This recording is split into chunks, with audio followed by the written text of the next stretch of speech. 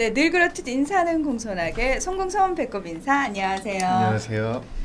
위클리빗 황당무계 황당한 문화나의 개소리. 안녕하세요, 문희정입니다. 안녕하세요. 이학범입니다. 네, 저희가요 지금 몇 주째 2017 동물보호 복지 실태에 대한 이야기 하고 있는데요. 네. 첫 번째 시간에는 이제 유기동물 네. 참 값은 아픈 이야기를 했었고, 두 번째 시간에는 저희가 매번 말씀드리는 그러나 아직 잘 되고 있지 않은 동물 등록제에 대한 실태 꼬집어 드렸습니다.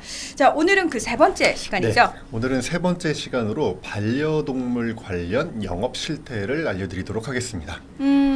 이제 아직 편견인지 모르겠는데 네. 반려동물하고 영업은 왠지 안 어울리는 것 같은 그렇죠. 느낌적 느낌? 맞아요. 근데 동물보호법에 반려동물 관련 영업이 이렇게 명시되어 있어요. 그래서 그거에 대해서 짚어드리려고 하는데, 현행 동물보호법에는 반려동물 관련 영업이 8개가 있습니다. 8개. 네, 동물 수입업, 생산업, 판매업, 장묘업에다가 동물 미용업, 동물 운송업, 동물 위탁관리업, 이거는 약간 호텔링 같은 거죠. 그리고 동물 전시업이 있는데, 제가 앞서 말씀드린 이 4개는 과거부터 있었던 영업이고요. 뒤에 말씀드린 4개는 올해 새로 생긴 영업이에요. 그래서 이 2017년 실태에는 앞에 말씀드린 4개만. 아, 그러네요. 동물 생산, 판매, 수입, 장묘, 이 4개만 실태 조사가 되었습니다. 그러면은 뒤에 말씀하신 미용과 뭐 네. 위탁 관리라든지 전시 또 운송과 관련된 거는 또 내년에 그렇죠. 저희가 네. 어떻게 시행이 됐는지에 대해서 알아볼 수 있을 네. 텐데, 우선 사실은 지금 말씀하신 그 반려동물과 관련된 영업 4가지 종류에 네. 대해서 네. 참 안 듣고 싶은 네. 이 단어는 없어졌으면 좋겠어 하는 게 판매라는 맞습니다. 단어거든요. 네. 왜냐하면 우리가 사실 제일 유명한 캠페인이 그거잖아요. 사지 말고 입양하세요인데 아직까지도 그런 문화는 많이 확산이 안 된 것 같아요. 네, 그런 것 같습니다. 왜냐하면 통계를 보니까 이 동물 판매 업체가 계속 늘어나가지고 작년에는 거의 4,000개에 육박을 했어요. 그래서 2017년 기준으로 동물 판매 업소가 전년 대비, 그러니까 2016년 대비 5.6% 증가한 3,991개에 달했습니다. 글쎄요, 저 네. 그냥 막연히 들었을 때 어떤 느낌 드냐면 동물병원 수보도 많은 거 아니야? 네, 거의 동물병원 수에 육박하는 숫자인데, 이게 지금 보니까 경기도에 1,230개로 가장 많았고, 서울에 563개, 뭐 인천에 319개 이런 식으로 있었는데요. 네. 재밌는 거는 어떤 동물을 분양하라 봤더니 역시 개가 60%로 제일 많았고요. 많죠. 2등이 고양이가 아니라 햄스터였습니다. 27.6%. 그리고 3위가 고양이 8.3%였는데요. 네. 이게 아무래도 뭐 동물 판매업 등록돼 있는 동물병원도 있고 하지만, 아무래도 펫샵이 증가하는 속도가 너무 빠르다 보니까 동물 판매업체가 늘어나고 있는 것 같아요. 이게 다른 통계를 하나 찾아보니까요. 국세청에서 작년 11월에 100대 생활업종 트렌드 분석 결과를 발표했거든요. 그러니까 우리 국민과 밀접한 생활업종 100개를 분석했는데, 펫샵이 무려 2014년 대비 2016년, 17년에 3년 만에 80%가 증가했습니다. 80%. 80%요? 네. 그래서 이게 80.2% 증가했는데 100대 생활업종 중에서 증가율이 3위였어요. 1위가 헬스장, 2위가 펜션이나 뭐 게스트하우스, 3위가 펫샵이었거든요. 그러니까 이 반려동물 관련 산업이 성장을 하면서 펫샵이 굉장히 빠르게 늘어나고 있고, 그러면서 동물 판매 업소도 자연스럽게 늘어나고 있는 것 같습니다. 네.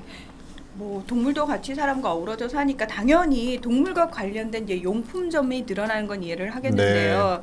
판매업이 생각보다 계속 증가 그렇죠. 추세에 있다는 것 자체가, 왜냐하면 저희가 첫 시간에요 유기동물 수도 늘어나서 네.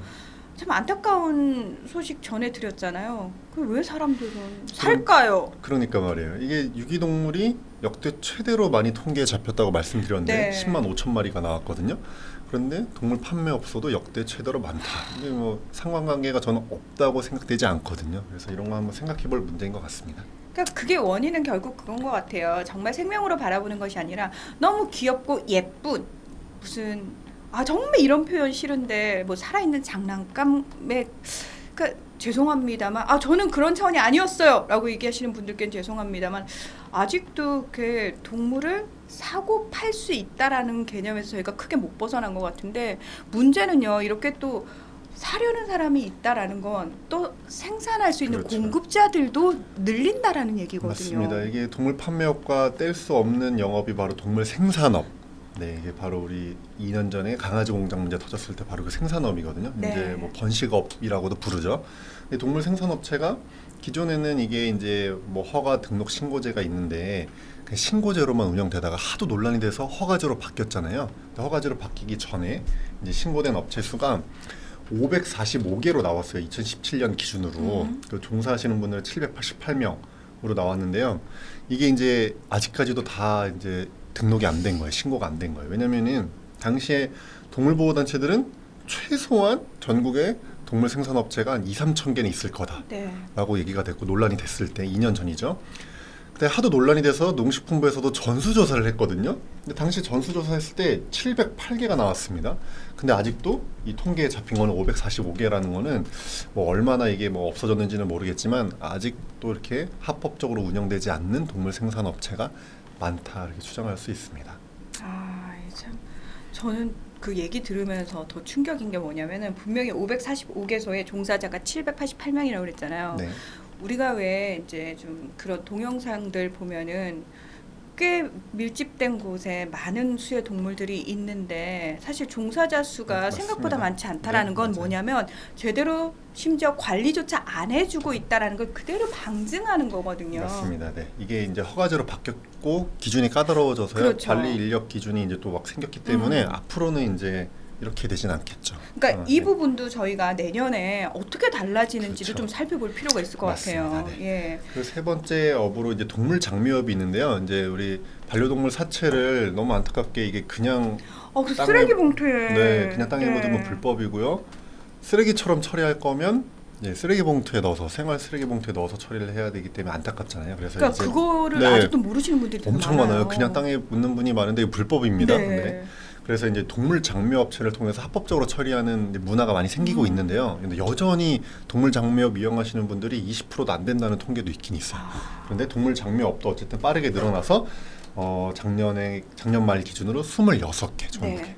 그게 2016년 대비 6개 늘어난 거거든요. 그러니까 전국에 많이 늘어나고 있기 때문에 동물 장묘업을 이용하시면 좋을 것 같고요. 동물 수입 업체는 작년 기준으로 30개. 그래서 합쳐서 이 4개의 반려동물 관련 영업이 전국에 4,592개 업소에 6,063명이 종사하는 걸로 파악이 됐습니다. 근데요, 왜 이런 거 조사할 때 항상 그 숫자하고 사람이 몇 명이 네. 관련돼 있고 이것만 얘기를 하는지 모르겠어요. 왜냐하면 그렇게 수치화 시켜버리면요, 사실은 그 안에서 벌어지는 상황에 대해서 묘하게 가림막 효과를 내거든요. 네, 그러니까 이게 동물보호법에 명시되어 있는 동물 관련 영업인데 아직도 이 정부에서는 물론 통계를 잡는 건 당연히 좋은 취지지만 산업적인 측면에서 이걸 바라보는 게 아직 있지 않나 뭐 이런 생각이 좀 듭니다. 그리고 어차피 이거 사실 조사하는데 품이 들어가잖아요. 그럼 조사하실 때 저는 항목을 조금 더 그 내용적인 측면을 좀 추가를 몇 가지를 해가지고 제대로 된 실태라고 얘기를 하죠. 이제 겉으로만 봤을 때 수치화 시킬 수 있는 부분이 아니라 내부적으로 어떤 실태로 운영이 되고 있는지도 좀 살펴볼 수 있게 조사를 네. 해주면 어떨까 하는. 네. 동감입니다.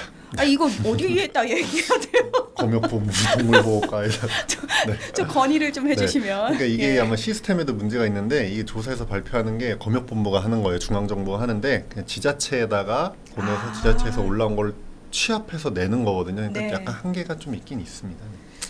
네, 중요한 건요, 수치 자체보다는 정말 정확한 그 실태 파악을 한 다음에 우리가 어떻게 모든 걸 바꿔야 하는지에 대한 고민이겠죠. 예. 여러분께 통계 수치를 전해드리는 일은 함께 고민하자라고 얘기하는 그 시초라는 거 꼭 기억해 주셨으면 좋겠습니다. 네.